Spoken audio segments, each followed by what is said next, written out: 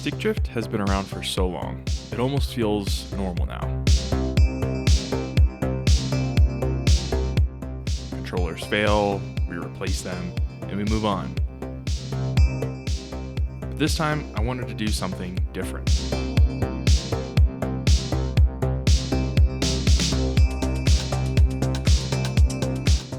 The only problem? I've never soldered before. So this was either going to fix my controller or completely destroy it.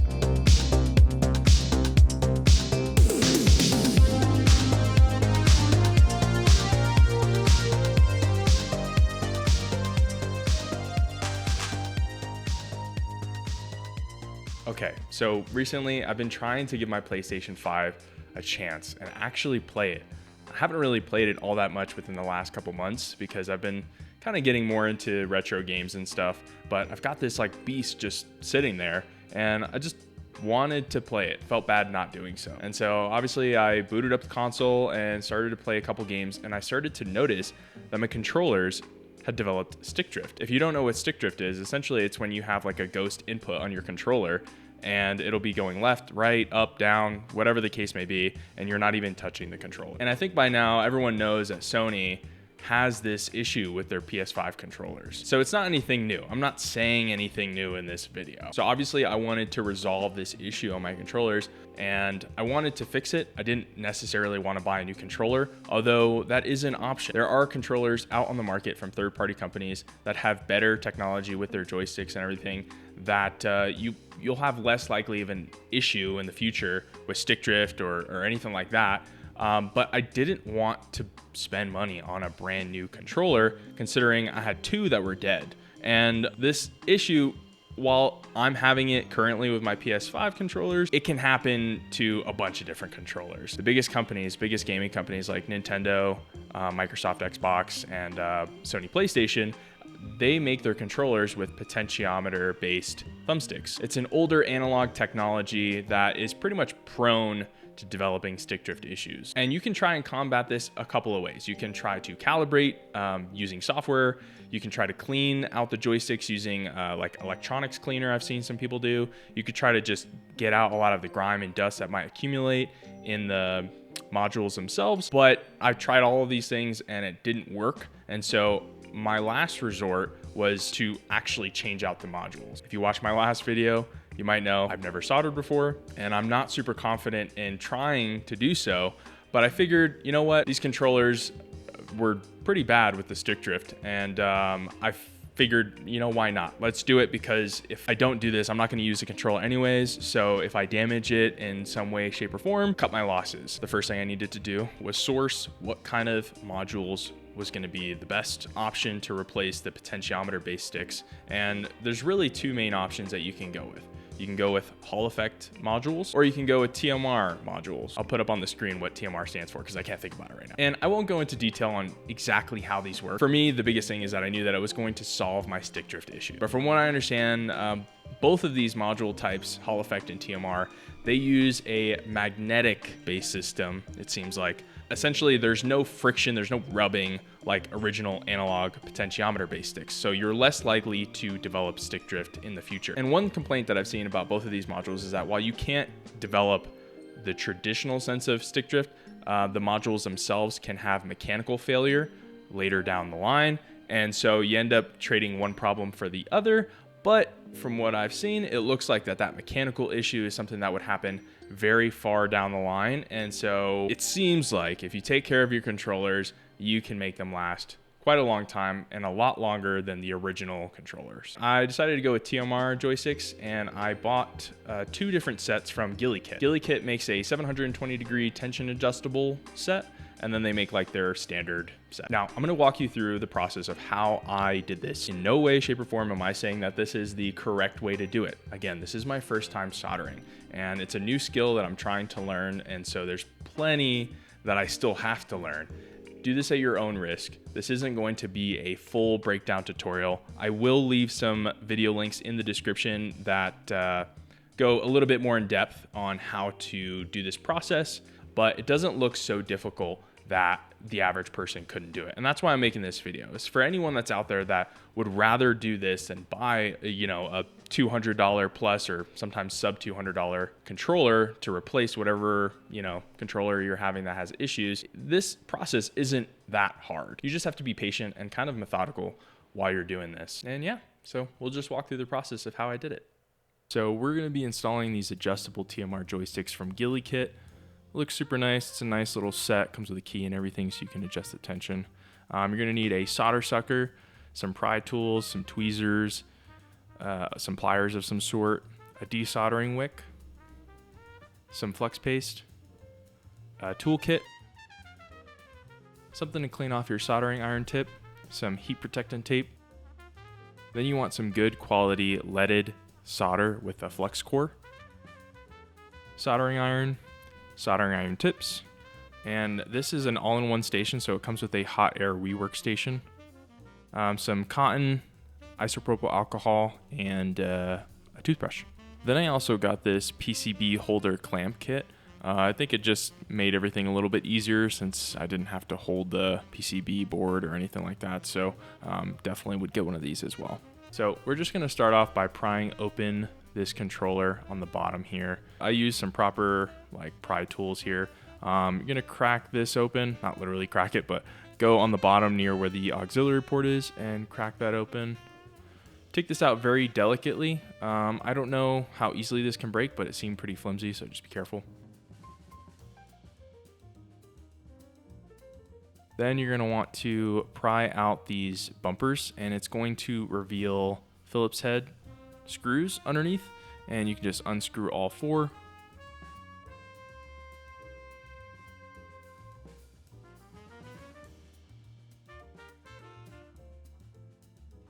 And then you can start prying open the sides of the controller again. I kind of went side to side while also prying open these little tabs because these tabs will hold it in place.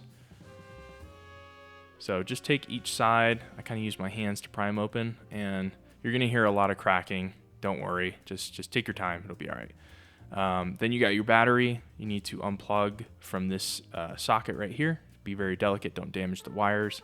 And then you can take off your battery cover and unplug these smaller ribbon cables. I would use something very dull, like if you have some tweezers that aren't very sharp or pointy, use something dull so you don't damage any of these ribbon cables. If you can see what I'm doing, I'm kind of wiggling them like side to side a little bit, just to help ease them out without damaging anything or excessively pulling on them. This one I just pulled with my hand because it was kind of in a weird spot and I didn't want to actually pull the ribbon, and there was no like blue tab to pull on, so.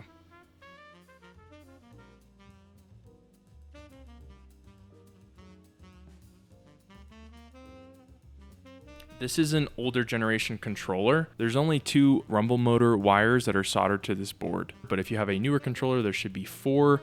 So just take note of which orientation that they're in, and you can get your iron up to temperature and slowly test it out and see when the solder will melt, and then you can desolder from the board. You're gonna click open those tabs, and then you can remove this board.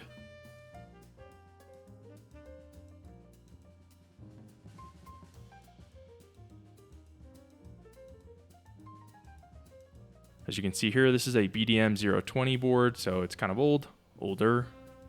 And then the first thing I did was remove this speaker because I was kind of afraid of damaging it. So I just took it off the board and placed it into this like small socket here so that I didn't forget about it later, and it was also in the correct orientation. If it's not in the correct orientation, you won't have a speaker anymore in the controller.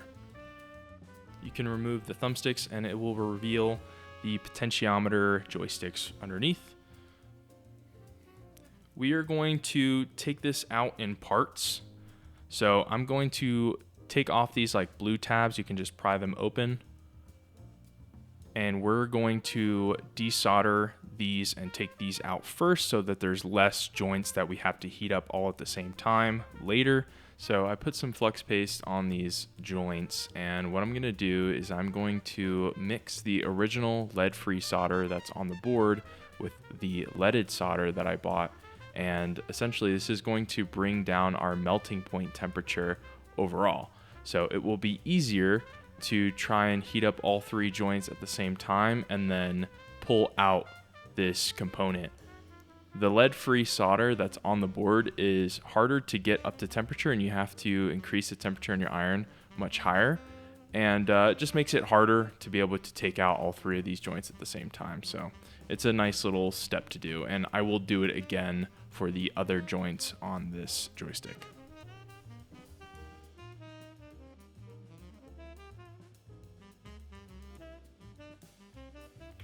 As you can see, I'm just putting some flux paste on all of the joints here, so we can start by integrating our leaded solder with the lead-free solder that's on the boards. You don't want to try and melt it on the soldering iron and then try to dab it on. It's not going to work. So touch the contact point on the board plus the pin, wait for it to melt a little bit, and then start to incorporate your solder.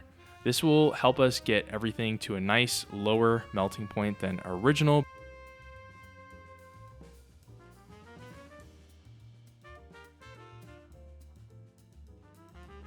You'll see that the flux is what's burning. You don't want to breathe any of this stuff in, so definitely have like a nice ventilated area or a fan blowing these fumes away. We're going to put on some heat protectant tape.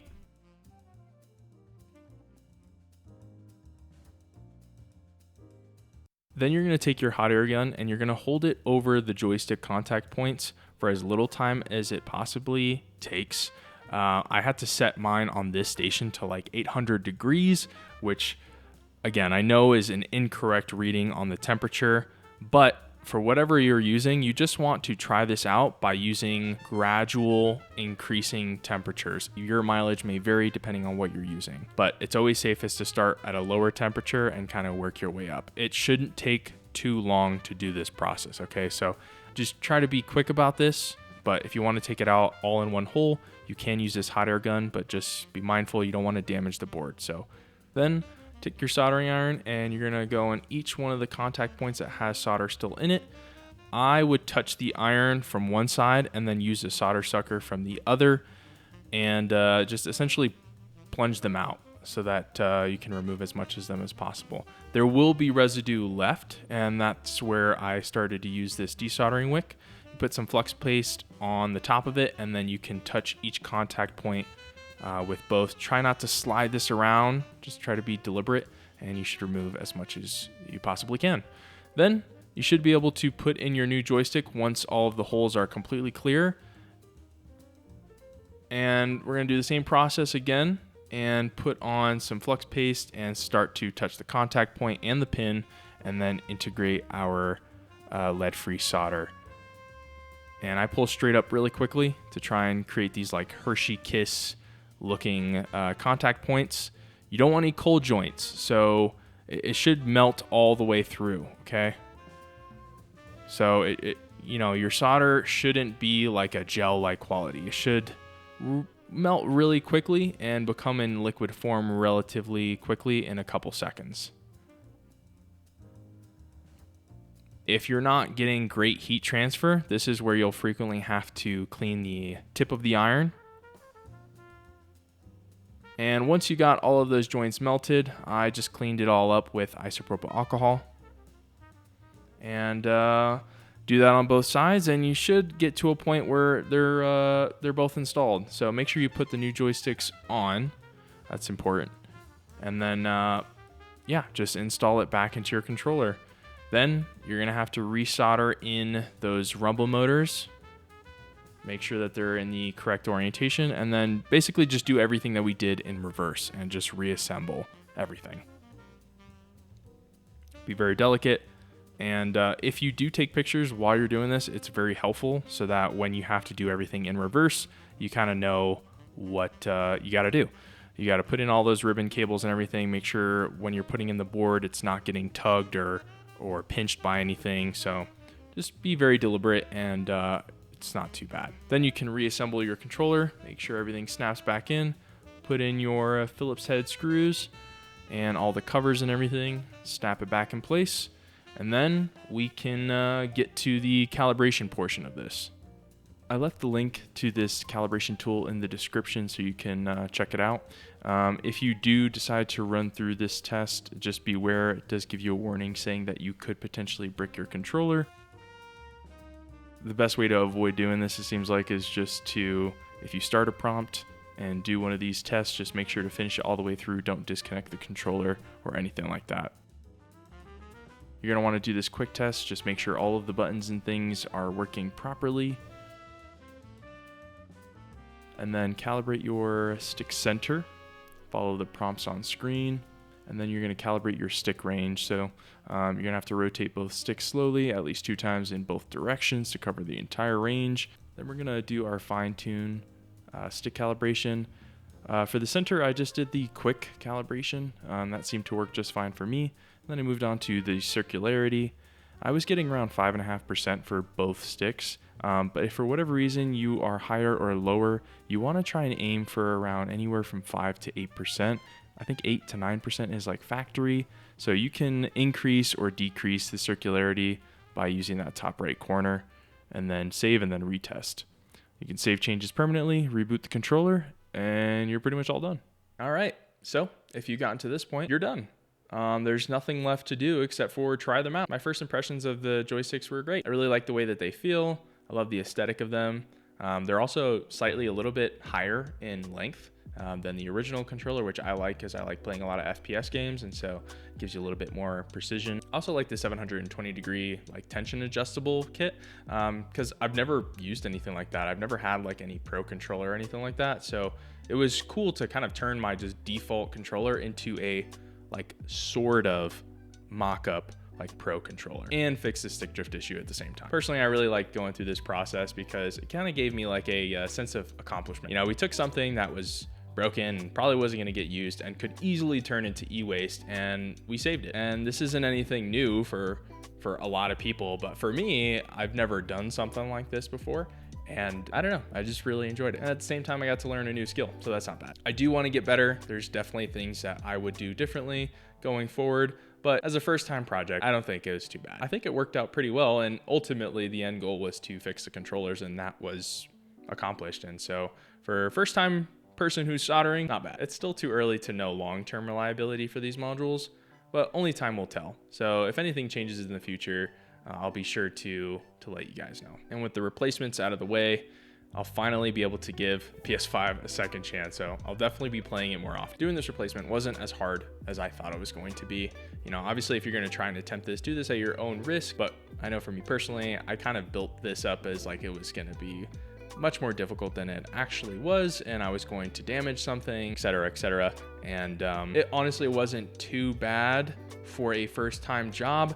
But I would recommend, if you're doing this, to try soldering on something else first before you try your PS5 controller. Like I know for me, I ended up grabbing like an older Xbox 360 controller that had some other issues other than stick drift, and I just practiced soldering on that because the controller was pretty much like no-go. Like I wasn't going to be able to save it, and so I just practiced on that, and then I went to the PS5 controllers. So at least I was a little bit more familiar on how I was going to do this, you know. But honestly, if you're careful and methodical, I think you could do this repair relatively easily if you have some steady hands, patience, and some time on your hands. Will the next generation of consoles finally address this issue and just make their default controllers better, like with better technology, instead of using these older analog potentiometer sticks? Will we get TMR or Hall effect?